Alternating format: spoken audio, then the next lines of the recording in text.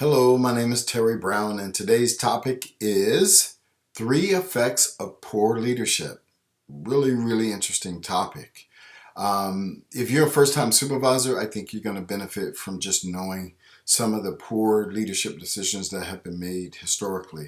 I've just narrowed it down to 3, but there's several. So let's explore this topic a little bit. So the first one is just lack of engagement and motivation. It's a common phrase and notion that employees don't quit their job, they quit their bosses. And as it turns out, the research sort of backs that up. I thought I read somewhere that 57% of employees who left their company did so because of issues they had with their bosses. There are many repercussions to poor leadership strategies in the workplace. For example, unengaged employees who lack any investment in the organization's culture, to an unhappy employee who may be ready to walk out the door.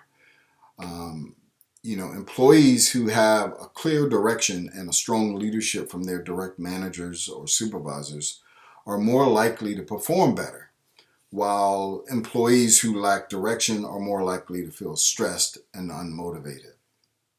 Additionally, employees who lack direction and recognition will have an overall low morale.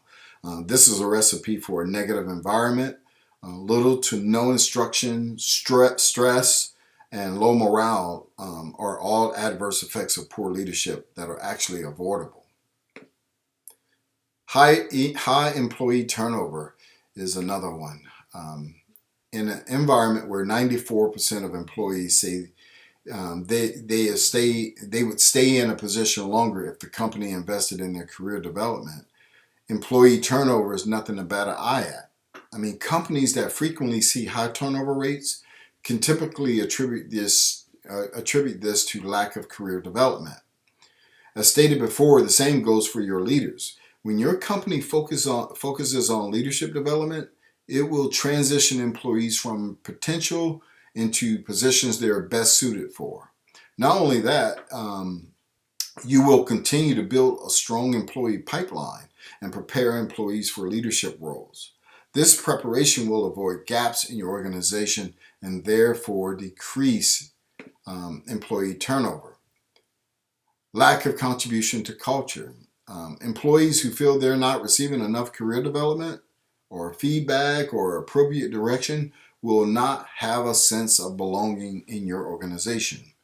Your leaders are directly responsible for setting the tone of your company's culture. Essentially, that can be the difference between a thriving, collaborative community and a negative and a toxic environment. Now, turning around poor leadership. As you can see, the effects of poor leadership on your organization and workforce can be detrimental. Having unmotivated, unengaged employees lead to customers who aren't exactly being properly served. Essentially, high employee turnover means you're spending a fortune on replacing and training your new hires while trying to get them up to speed. A lack of morale and support for the culture you're trying to build in your workplace will result in employees who are looking for an opportunity to leave. Now, be sure to conduct exit interviews regularly to check in and see why employees are moving on to other opportunities. Additionally, collaborate with your human resources department to address changes that will impact common deficiencies. So I just wanted to give you a quick snapshot of some of the effects of poor leadership.